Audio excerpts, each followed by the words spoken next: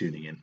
And today in this video, I want to talk about a topic that has been inspired by the recent comments and events following the return of Formula One.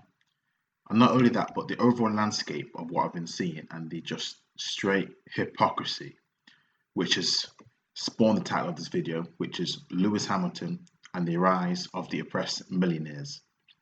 Now, over the weekend, if you do or don't follow Formula One, Lewis Hamilton is making statements and putting a lot of pressure on the sport of Formula One to show their support for the Black Lives Matter movement, in terms of their drivers taking the knee and teams changing Mercedes team has changed the whole livery to support the Black Lives Matter movement and talked about ending racism and all about inclusion and diversity.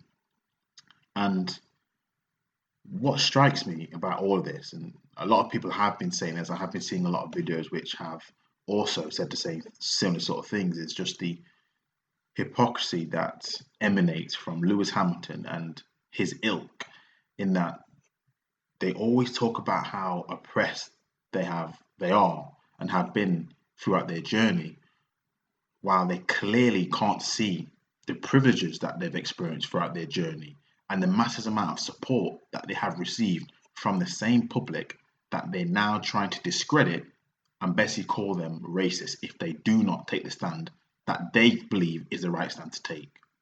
Now, in the case of Lewis Hamilton here, this is a guy who lives in Monaco in a tax-free state whilst flying the British flag.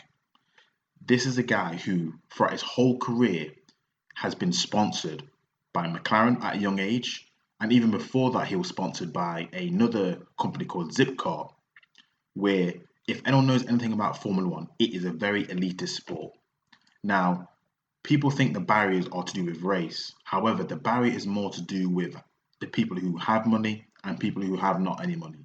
Because believe me, I've done some go-karting and it's a very expensive sport. And to take it to that level for that long time, a lot of money is required. But what just seems to really rankle me at the moment is a lot of these celebrity millionaires are coming out with such hostility towards the same people who has supported them all throughout their journeys. They've shown them love. They're the same people who have sponsored them. They're the same people who have guided them throughout their whole career. And what is very unsettling to me as a black individual is seeing them completely throw a lot of these good people under the bus.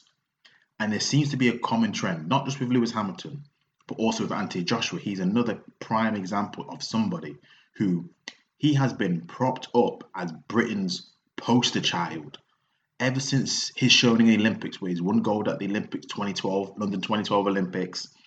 He has been handheld throughout his whole career. A lot of people talking about the fights that he's been picked for him, how they've been easy fights throughout the start of his career, which has helped him build up a massive fan base.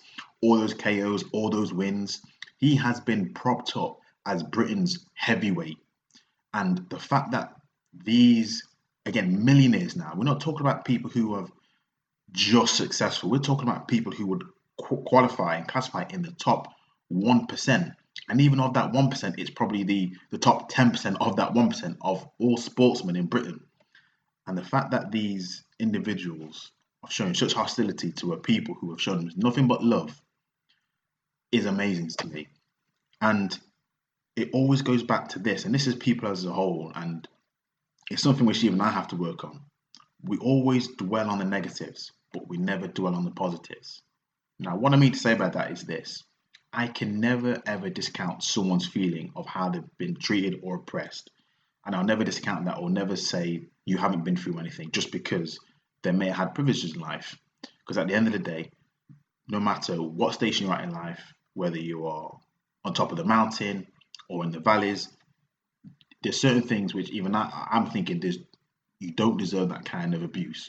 I don't care what kind of athlete you are. This is why I don't like when the footballers and sports stars get any abuse. I don't care how much pay they are each week. A human being is a human being. We all have emotions. Therefore, we all have certain breaking points and different breaking points depending on what kind of individual we are. However, it's just painfully just clear the hypocrisy that comes from a lot of these athletes. who preach about oppression but can't see from their ivory towers just the fact of being black in a sport which has minority ethnic representation has actually helped them as opposed to hurt them, from the very same people who they're now trying to convince have caused systemic racism. I mean, how does that translate? So with that being said, I just wanted to be a quick video, but what I'm seeing right now is just a lot of elites are now coming out in force talking about how oppressed they are, when all of them have a lot of these things in common. They're young, rich, successful, and famous. Now, how many people would love to be in their position and call themselves oppressed?